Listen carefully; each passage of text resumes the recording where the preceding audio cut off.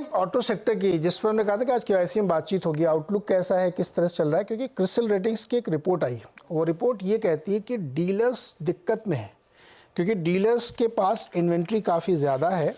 उसकी वजह से इनकी जो रेवेन्यू ग्रोथ है वो 7 से 9% तक हो सकती है, स्लो होगी उसमें। और साथ ही पिछले साल जो बहुत गाड़ी थी, लगभग उसके आधे के आसपास रहनी चाहिए। क्यों हो रहा है ऐसा? क्योंकि गाड़ियाँ कम बिक रही हैं, इन्वेंट्री बहुत क्रिएट हो रही है। उस इन्वेंट्री को सर्विस करने के लिए पैसे खर्च हो रहे हैं, एकदम सिंपल सी लैंग्वेज में आपको बताएं, और प्रॉफिटेबिलिटी पे इम्पैक्ट पड़ता हुआ दिख रहा है। तो कैसे ये सॉल्व होगी प्रॉब्लम, कौन इसका बोझ उठाएगा, इंटरेस्ट कवरेज रेशियो क्या होगा, और इस साल किस तरीके की रेवेन्यू एक्सपेक्ट करनी चाहिए, बातचीत करेंगे। हमारे साथ क्रिसिल के ही जो डायरेक्टर साहब जुड़ गए हैं, उनसे समझेंगे कि पूरी स्थिति क्या बनती हुई यहाँ पे दिख रही है। गौतम शाही सर नमस्कार। ये आपकी रिपोर्ट सर बड़ी इंटरेस्टिंग है। हमने कुछ दिन पहले फाडा के चेयरमैन से बात की थी, तो उन्होंने भी बताया था कि उनके यहाँ 72 दिन की इन्वेंट्री क्रिएट हो गई। बहुत परेशान थे वो कि इसको कैसे कम किया जाए, गाड़ियाँ कम बिक रही हैं और हमारी मुश्किल हो रही है। आपकी रिपोर्ट कह रही है कि बहुत दिक्कत होने वाली, तो रेवेन्यू पर क्या ज़्यादा इम्पैक्ट पड़ेगा इस साल? धन्यवाद नीरज जी, नमस्कार। धन्यवाद हमें बुलाने के लिए इस शो पे। तो आपने सही कहा है। देखिए, हमारा एनालिसिस ये कहता है कि जो 14% की ग्रोथ हमने लास्ट ईयर देखी थी, वो करीब करीब इस साल हमें 7 से 9% का हमारा एनालिसिस है। अब इसके दो कारण हैं, एक है वॉल्यूम कैसा रहेगा और दूसरा है कि प्राइस ग्रोथ कैसा रहेगा। सो ये दोनों समझने जरूरी हैं। अगर हम वॉल्यूम में देखते हैं तो अलग अलग सेगमेंट के अलग अलग रीजंस हैं और अलग अलग ट्रेंड्स हैं। मेनली हमने 3 सेगमेंट्स के बारे में बात किया है अपने एनालिसिस में, पैसेंजर व्हीकल, कमर्शियल व्हीकल और टू व्हीलर। तो अगर हम पैसेंजर व्हीकल का देखते हैं तो हमें थोड़ा पहले जाके देखना होगा कि करीब पिछले 3 साल बहुत ही अच्छा ग्रोथ रहा है, बहुत रोबस्ट, और एक हाई बेस क्रिएट हुआ है। उस बेस के ऊपर वैसे ही ग्रो करते रहना लगातार मुश्किल होता है। तो क्लियरली वो एक रीजन है। सिमिलरली वही सिचुएशन हमने कमर्शियल व्हीकल्स के साथ भी देखी है कि इंफ्रास्ट्रक्चर का ग्रोथ अच्छा रहा है।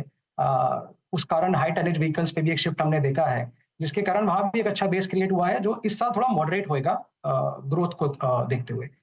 टू व्हीलर्स पे अगर हम देखें तो ट्रेंड थोड़ा डिफरेंट है। उनके पिछले 3-4 साल इतने अच्छे नहीं थे, और अभी भी अगर हम देखते हैं तो लास्ट ईयर FY24 का जो उनका सेल है वो करीब करीब 85% of the pre pandemic level है, मतलब 2019 का लेवल है, जो कि कंपैरिजन में पैसेंजर व्हीकल और कमर्शियल व्हीकल क्रॉस कर चुके हैं। तो टू व्हीलर डेफिनेटली एक लो बेस पे है, और इस साल मानसून भी अच्छा है। ये सब उनके लिए एक सपोर्टिव फैक्टर्स हैं। तो क्लियरली वो बेटर ग्रो करेंगे। तो अलग अलग रीजंस हैं अलग सेगमेंट्स के। बट वॉल्यूम के बाद अगर हम प्राइस देखते हैं तो क्लियरली जैसा आपने ठीक कहा, इस साल जो है थोड़ा प्राइस ग्रोथ भी मॉडरेट होता हुआ हमें दिख रहा है। अब इसके भी कुछ कारण हैं। पिछले कुछ सालों में अवेलेबिलिटी का थोड़ा इशू था, सेमीकंडक्टर्स का इशू था, इन्फ्लेशनरी प्रेशर्स थे रॉ मटेरियल साइड पे, जो कि ईज आउट हो गए हैं।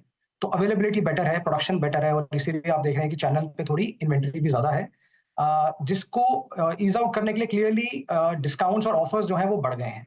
पिछले 2-3 साल के मुकाबले ज्यादा डिस्काउंट और ऑफर्स हैं। एक और आपका क्वेश्चन था कि OEMs कैसे सपोर्ट करेंगे, तो ट्रेडिशनली हमने देखा है क्लियरली OEMs की तरफ से काफी सब्सटैंशियल सपोर्ट आता है, और ऑटो डीलर्स एक बहुत ही इंपॉर्टेंट कंट्रीब्यूट करते हैं ओवरऑल उनकी नेटवर्क की चेन में। सो सपोर्ट डेफिनेटली रहेगा। कैसे ईज आउट होगा वो एक बहुत इंपॉर्टेंट क्वेश्चन है। देखिए, फेस्टिव सीजन आ रहा है, और हमने देखा है कि इस साल वेडिंग डेज भी ज्यादा है नंबर्स में। तो क्लियरली आने वाला सेकेंड हाफ हमें हमारे एनालिसिस के हिसाब से फर्स्ट हाफ से बेटर होना चाहिए, और ग्रोथ थोड़ा पिकअप होना चाहिए, जिससे कि इन्वेंट्री डेफिनेटली ईज आउट होएगा। हमारा भी सेम एस्टिमेट है कि करीब 70 से 72 दिन का इन्वेंट्री है, जो कि अगर हम नॉर्मल लेवल्स पे देखें पैसेंजर व्हीकल्स के लिए वो करीब 35 से 40 दिन रहता था। तो वो बढ़ के 50 से 55 दिन Q4 में ही हो गया था लास्ट ईयर के, और Q1 ऑफ दिस ईयर में भी वो करीब 50 से 55 था, जो कि अब पिछले कुछ दिनों में 2 हफ्ते से और बढ़ के करीब 70 दिन पे आ गया है। तो हाँ, H2 में ग्रोथ के बावजूद भी हमें लगता है कि वो 50 से 55 दिन पे ही एंड करेगा शायद मार्च 25 में, जो कि एक नॉर्मल से फिर भी ज्यादा ही रहेगा।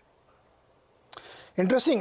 गौतम, आपने कई सारी चीज़ें समराइज की हैं, अब इसको थोड़ा सा ब्रेक डाउन करते हैं। एक बात आपने कही कि टू व्हीलर, जो हम लोग देख भी रहे हैं कि टू व्हीलर की ग्रोथ बन रही है, अभी भी हालांकि प्री पैंडेमिक से नीचे है, 85% तक आपने बताया कि पहुंच चुकी है जी। क्या ये एक अर्बन रूरल थ्योरी प्ले हो रही है अब, जो एक समय सिर्फ अर्बन थ्योरी प्ले हो रही थी? यानी महंगी गाड़ियां शहरों में बिक रही हैं, 4 व्हीलर बिक रही हैं, वहाँ पे भी छोटी नहीं बिक रही थी, 4-5 लाख वाली कार तो कोई छू नहीं रहा था, वो अभी भी नहीं छू रहा है। तो एक बड़ा के शेप सा बना था कि महंगी गाड़ियों की बहुत डिमांड थी, वो के शेप रिकवरी की बात होती थी। अब ऐसा लग रहा है कि रूरल डिमांड वापस आ रही है, तो टू व्हीलर बिक रही हैं, हीरो मोटो का दिन फिर रहे हैं, लेकिन अब ये प्रॉब्लम अर्बन सेंटर में आ रही। तो एज ए बिग पिक्चर, चूंकि आप लोग बहुत इकोनॉमी क्लोजली देखते हैं, क्या ये एक फिनोमेना हो रहा है कि अर्बन डिमांड थोड़ी स्लो हो रही है, रूरल पिकअप कर रही है? देखिए, प्रीमियमाइजेशन का ट्रेंड आप ठीक कह रहे हैं, वो क्लियरली प्ले आउट कर रहा था, लेकिन वो हमें कंटिन्यू होता दिख रहा है। हमें प्रीमियमाइजेशन में स्लो डाउन नहीं दिख रही है। सो क्लियरली अगर आप देखते हैं, जो फास्ट जो यूटिलिटी व्हीकल्स हैं, उनकी सेल्स अभी भी ज़्यादा है बाकी व्हीकल से। जो प्रीमियम मोटरसाइकिल्स हैं, जो 150 सीसी से ऊपर की आती हैं, उनकी सेल्स अभी भी अच्छी ही चल रही हैं। तो जो हमें लगता है कि जो ब्लेंडेड रियलाइजेशंस हैं, हमने अपने एनालिसिस में भी यही कहा है, वो ग्रेजुअली इंप्रूव ही करती जाएंगी। तो कहीं ना कहीं वो भी एक सपोर्ट प्रोवाइड करेंगी रेवेन्यू ग्रोथ को, जो कि अदरवाइज थोड़ा सा टेपेड है इस साल। ओके गौतम, एक चीज़ और बड़ी वो इंटर रिलेटेड है कि हाई इन्वेंट्री है, इसलिए उनकी कॉस्ट बढ़ रही है, इंटरेस्ट बढ़ रहा है। दूसरा, उस इन्वेंट्री को क्लियर करने के लिए डिस्काउंट चाहिए, तो प्राइसिंग एम्पेयर हो रही है, मार्जिन नहीं आएंगे उतने अच्छे। अभी दोनों इंटर रिलेटेड है, ये खत्म करो तो वो सही हो जाएगा, वो खत्म करो तो ये सही हो जाएगा, है ना। इसका क्लियर कट व्यू आपके हिसाब से क्या है, कैसे प्रॉब्लम कैसे सॉल्व होगी? देखिए, प्रॉब्लम सॉल्व होने का तो देखिए एक ही सोल्यूशन है कि सेल्स को बढ़ाना होगा, या फिर ओईएम्स के एंड पे कुछ प्रोडक्शन की जो है वो हम रैशनलाइजेशन एक्सपेक्ट करें। आई डोंट थिंक इसके अलावा कोई तीसरा सोल्यूशन हो सकता है। जैसा कि मैंने कहा, सेकंड हाफ में फेस्टिवल्स हैं, वेडिंग डेज इस बार ज़्यादा हैं पिछले कुछ सालों के मुकाबले, तो वो डेफिनेटली एक सपोर्टिव फैक्टर होगा। और सेकंड हाफ ट्रेडिशनली भी हमने देखा है कि बेटर होता है व्हीकल सेल्स के लिए। काफ़ी सारी चीज़ें आती हैं उसमें, नवरात्रि हैं, दिवाली है, कई फेस्टिवल्स हैं, वेडिंग्स हैं, हम सब जानते हैं वो। बट आपकी बात सही है कि ये जो टेम्परेरी बिल्डअप हुआ है इन्वेंट्री का, इसका जो इम्पैक्ट है ऑटो डीलर्स पे, वो इस टाइप पे कंसर्न है, क्योंकि उनका वर्किंग कैपिटल डेट बढ़ा है। उनको लॉन्ग टर्म डेट या टर्म लोन का जरूरत नहीं होता है। बिजनेस मॉडल कुछ इस तरीके का है कि उनको वर्किंग कैपिटल डेट पे ज्यादा डिपेंडेंस रहता है। क्लियरली वो बढ़ेगा, जिस वजह से उनका इंटरेस्ट कॉस्ट बढ़ेगा। और वही हमने बताया है कि अगर आप देखें इंटरेस्ट कवरेज, क्योंकि आपका एक सवाल डेट मैट्रिक्स पे और इंटरेस्ट कवरेज पे था, तो इंटरेस्ट कवरेज हमारे एनालिसिस के मुताबिक करीब 3 से 3.1 जो थी पिछले 1-2 साल में, वो करीब वहां से मॉडरेट होके 2.7 2.8 पे डेफिनेटली आई। अच्छा गौतम, जो पूरा सेक्टर ना, उसमें स्ट्रक्चरल ग्रोथ ड्राइवर्स और इन सब की बात हो रही है, मैं इस क्वेश्चन को थोड़ा रिफ्रेश करके आपसे पूछता हूँ, क्या बहुत ज़्यादा लॉन्चेस अपने आप में एक प्रॉब्लम बन गई है?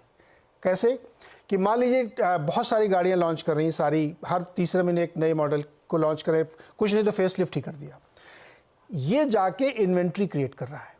क्योंकि नई गाड़ी लेगा आदमी, पुरानी क्यों लेगा? हो सकता है किसी को महिंद्रा थार रॉक्स बहुत अच्छी लगे, अब तो पुरानी वाली जो स्कॉर्पियो है उसको कम लेगा।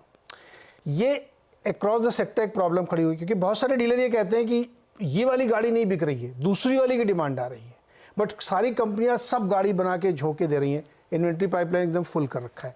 ज़्यादा लॉन्चेस भी एक प्रॉब्लम हो रही है क्या स्ट्रक्चरली इस पूरे सेक्टर के लिए? देखिए, इसमें 2-3 चीज़ें हैं। एक, अगर आप देखें कि जो ग्रोथ रैशनलाइजेशन है वो अक्रॉस सेक्टर है, वो अक्रॉस ओईएम्स है, अक्रॉस कंपनीज है, वो किसी पर्टिकुलर कंपनी या किसी पर्टिकुलर मॉडल में नहीं। तो हमें ये जानना ज़रूरी है कि ये एक थोड़ा स्ट्रक्चरल इशू है। किसी भी सेक्टर में अगर हम देखें, लगातार अगर 2-3 साल बहुत हाई ग्रोथ आता है तो कहीं ना कहीं वो नॉर्मलाइज होता है, एक बेस इफेक्ट भी रहता है। शायद वही हमें इस टाइम होता दिख रहा है। लेकिन स्ट्रक्चरल ग्रोथ ड्राइवर्स पे जो आपने टच अप ऑन किया, उस पर हम जरूर कह सकते हैं कि ओवरऑल इकोनॉमिक ग्रोथ काफ़ी स्टेडी है। कंजम्पशन स्टोरी हमारी कंट्री की काफ़ी इंटैक्ट है, काफ़ी स्ट्रॉन्ग है। पर कैपिटा इनकम्स वगैरह में हमने क्लियर इंक्रीज देखा है, सस्टेन। और इंफ्रास्ट्रक्चर पे फोकस है गवर्नमेंट का। सो ये सब जो है, ये क्लियरली बहुत सपोर्टिव टेलविंड्स हैं इस सेक्टर, जो कि हमें लगता है कि लॉन्ग टर्म में जो प्रोस्पेक्ट्स हैं वो पॉजिटिव रहेंगे। सीजनल एडअप हो सकता है, तो ये प्रॉब्लम हो सकता है सॉल्व हो जाए, फेस्टिवल अगर आ रहे हैं तो। हमारी भी यही उम्मीद है कि ये लॉक जैम जो है सॉल्व होना चाहिए। कहीं ना कहीं हमें रैशनलाइजेशन ऑफ इन्वेंट्री देखना पड़ेगा, क्योंकि जो मार्जिन हैं ऑटो डीलर्स के वो वेफर थिन होते हैं, करीब 2 से 4% ऑपरेट करते हैं। बहुत बड़ा बेस नहीं है कि वो कुछ ज़्यादा शॉक एब्जॉर्ब कर सकें। और मोस्टली स्मॉल या मीडियम एंटरप्राइजेस होते हैं इसमें, कुछ लार्ज डीलर्स भी हैं। तो जो बैलेंस शीट्स भी हैं वो भी उसी तरीके से स्ट्रक्चर्ड है। तो वो हेडरूम हमें लेके चलना होगा, ताकि लंबे समय तक ये बर्डन ना रहे चैनल में। अच्छा, ओके, एक सवाल ईवी वाले सेगमेंट में भी, चूंकि वो भी इंटरेस्टिंग है। ईवी कंपोनेंट का जो मार्केट है उसमें किस तरीके के चेंजेस या उसके लाइकली इम्पैक्ट ये आप देख रहे हैं? ओवरव्यू क्या है उस पर आपका? सर, हमारा जो स्टडी है वो हमने नॉन ईवी सेगमेंट पे किया है। ये जो हमारा आपने रिपोर्ट देखा है इसमें ईवीज कवर्ड नहीं है। ईवीज वैसे भी अगर आप देखें करीब 7% ही कॉन्स्टिट्यूट करता है ओवरऑल मार्केट का, जिसमें से मेजर जो है वो टू व्हीलर साइड पे है। तो जो प्रॉब्लम है इन्वेंट्री की वो पीवी और सीवी साइड पे है। हैविंग सेड दैट, वो क्लियरली बहुत अच्छा ग्रो करेंगे आगे भी, उनके अपने अंडरलाइंग फैक्टर्स हैं। एक छोटा बेस है जिसपे ग्रोथ ऑप्टिकली भी थोड़ी ज्यादा दिखती है। लेकिन डिस्पाइट की ईवी का कंट्रीब्यूशन टू व्हीलर पे ज्यादा है, बशर्ते उसके भी हम इस साल टू व्हीलर्स पे ग्रोथ अच्छा देख रहे हैं, जैसे कि हमने पहले डिस्कस किया। जी। अच्छा गौतम जी, एक चीज़ बताइए, क्या आप ये एक्सपेक्ट कर रहे हैं कि एक हैवी डिस्काउंट का माहौल आएगा डिस्पाइट की फेस्टिवल सीजन है? सर, ये कहना मुश्किल होगा मेरे लिए, इस टाइम डेफिनेटली है। क्या ये नहीं, इन्वेंट्री क्लियर कैसे होगी? वो लॉन्ग देखिए, इस टाइम टाइम खत्म करने के लिए कुछ तो करना पड़ेगा। जी जी। हम आपको देखिए अपना एनालिसिस और एक्सपीरियंस बता सकते हैं। हम करीब 100 से ज्यादा ऑटो डीलर रेट करता है क्रिसिल रेटिंग्स, जिसके बेसिस पे ये स्टडी है। तो हमने काफी ऑटो डीलर से बात किया है अपना रिपोर्ट फाइनलाइज करने के प्रोसेस में। तो इस टाइम पे डेफिनेटली डिस्काउंट्स और ऑफर्स जो हैं वो ज्यादा हैं पिछले कुछ सालों के मुकाबले, ये तो बिल्कुल क्लियर है। अब ये जाके अगर सेल्स पिकअप कर जाती है तो डेफिनेटली ये इनवर्सली मूव करता है। डिस्काउंट और ऑफर्स जो है वो डेफिनेटली कम होने चाहिए। अगर ये स्लगिशनेस कंटिन्यू हुई तो शायद हम देख सकते हैं कंटिन्यू करें या बढ़े। ओके। अच्छा गौतम जी, लास्टली मुझे ये एक चीज़ समझाइए, आपको ऐसा तो कोई सेंस नहीं मिला बहुत लोगों से बात करके कि स्ट्रक्चरल प्रॉब्लम बन सकती है ये? रादर ये हो सकता है कि वन ऑफ हो, थोड़ा सीजनल हो सकती है या कुछ समय के लिए हो सकती है? ऐसा तो नहीं कि इंडस्ट्री में एक स्ट्रक्चरल प्रॉब्लम क्रिएट हो रही है?